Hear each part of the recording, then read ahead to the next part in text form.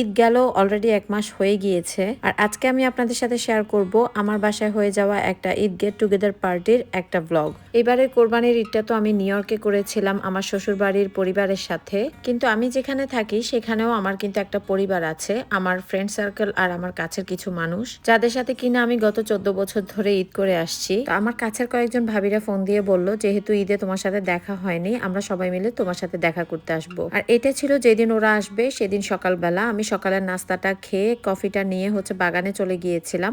বাইরে হালকা গুড়ি গুড়ি বৃষ্টিও পড়ছিল। স্প্রিং থেকে ফল পর্যন্ত যে সময়টা, ওই সময়টাতে কিন্তু আমি আমার ব্যাকইয়ার্ডে বসে আমার সকালের নাস্তাটা আমি এনজয় করি আর কি। তো যাই হোক, ওরা যখন আসবে বললো, আমি বললাম ঠিক আছে, আমি তোমাদের জন্য ফুচকা চটপটি করব। ওরা প্ল্যান করলো যে আমি যেহেতু ফুচকা চটপটি করব, বাকি সব রান্না বান্না কিন্তু ওরাই করবে, যেহেতু আমরা রাতের ডিনারটা একসাথে করতে চাচ্ছিলাম। যেহেতু ওরাই মোটামুটি সবকিছু করে নিয়ে আসবে, তো আমার তেমন একটা প্যারা ছিল না। আমি শুধু এখানে আলু দিয়ে ছোট মাছের চচ্চড়ি করেছিলাম, সাথে একটা পাতলা ডাল করেছিলাম, আর তার সাথে এখানে ফুচকা চটপটির জন্য ফুচকাগুলোকেও ভেজে নিয়েছিলাম। আর চটপটির ডালটাকেও আমি আগে থেকে সিদ্ধ করে রেখে দিয়েছিলাম। সেগুলোতে আমি আর কোনো কিছু মিক্স করিনি। যখন সবাই আসবে তখন একসাথে যে সবকিছু মিক্স করে আমি টেবিলে সার্ভ করে দিব। আর এদিকে অলরেডি বিকাল হয়ে এসেছে, আমিও রেডি হয়ে গিয়েছি। আমি এখানে সুন্দর একটা 3 পিস পরেছিলাম। এই 3 পিসটা আমার অনেক আগের, কিন্তু আমার খুবই পছন্দের একটা 3 পিস। তো এই জন্য মাঝে মাঝে আমি কিন্তু এই 3 পিসটা পরি। হয় না যে কিছু কিছু জিনিস থাকে অনেক বেশি পছন্দের, ওগুলো কিন্তু অনেক বেশি পরাও হয়। আর এখানে আমি একটু ফ্রেশ ফ্লাওয়ার নিয়েছিলাম। আমার বাসায় যখনই কোনো গেস্ট আসে আমি চেষ্টা করি আমার বাসায় একটু ফ্রেশ ফ্লাওয়ার রাখার জন্য।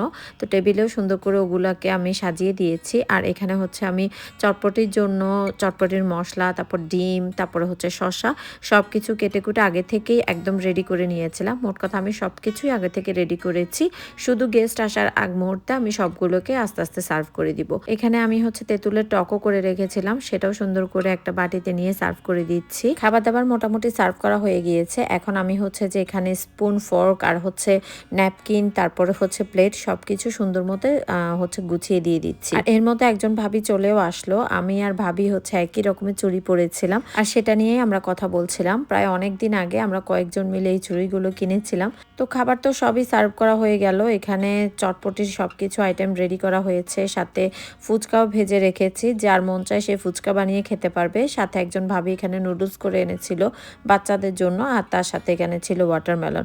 এর মধ্যে মোটামুটি সবাই চলে এসেছে, যে যার মতো খাবার নেওয়া শুরু করলো।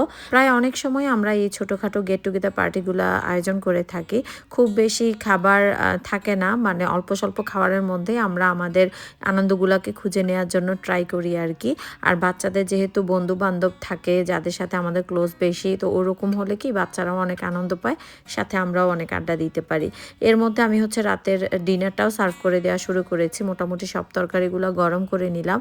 আর ডাল আর ছোট মাছের চচ্চড়িতে আমি এখানে আমার গার্ডেন থেকে ফ্রেশ ধনিয়া পাতা নিয়ে এসে দিয়েছি, সাথে এখানে পেঁয়াজ পাতাটাও দিয়েছি। আর তার সাথে সবগুলো খাবার আমি এখানে সার্ভ করে দিয়েছি। এখানে একজন ভাবি করে নিয়েছে ছিল রুই মাছ, আর মাছটা অনেক মজা হয়েছিল। তার সাথে আরেকজন ভাবি করে নিয়েছিল লাল শাক গার্ডেনের, আর তার সাথে আরেকজন করেছিল এখানে শুটকি ভুনা, তার সাথে মিষ্টি কুমড়া ভর্তা। আর তার সাথে আরও একজন ভাবি করেছে এখানে বাঁধাকপি আলু দিয়ে মাংসের একটা সবজি। আর এখানে আমি তো করেছি ছোট মাছের চচ্চড়ি, সাথে ডাল। আর তার সাথে আরেকজন ভাবি করে নিয়ে এসেছিল মুরগির মাংস, আর তার সাথে ছিল সাদা ভাত। আর গরু মাংসটা স্কিপ করা হয়েছিল, কারণ যেহেতু কয়েকদিন আগেই কোরবানির ঈদ গেল আর সবাই অনেক গরু মাংস খেতে খেতে টায়ার্ড হয়ে গিয়েছিল, সেই জন্য গরু মাংসটা বাদ দেওয়া হয়েছিল। সাথে খুবই সিম্পল একটা ডেজার্ট ছিল, যেটা ছিল একজন ভাবির করা পায়েস, আর এখানে বাকলাবা ছিল। এই তো খেতে খেতে আর আড্ডা দিতে দিতে রাতের 1:30 বেজে গেল। আর 1:30টার দিকে মোটামুটি সবাই আমাদের বাসা থেকে বের হয়েছে। এখন আমি আমার কিচেনটাকে একটু ক্লিন করব। আপনাদেরকে একটা জিনিস দেখাই, আমার বাসা থেকে যাওয়ার আগে ভাবিরা আমাকে থালা বাসন সব ধুয়ে দিয়ে গিয়েছে, যতটুকু পেরেছে আমাকে ক্লিন করে দিয়ে গিয়েছে। সাথে এক্সট্রা যে খাবারগুলো ছিল সেগুলোও বক্স করে দিয়েছে। আসলে জীবনে ভালো কিছু কাছের মানুষ থাকাটাও কিন্তু একটা ব্লেসিং, তাই না? যাই হোক, পুরা কিচেনটা আমি এখন ডিপ ক্লিন করে নিব। আর আপনাদের কাছে ভিডিওটা কেমন লেগেছে অবশ্যই কিন্তু জানাবেন।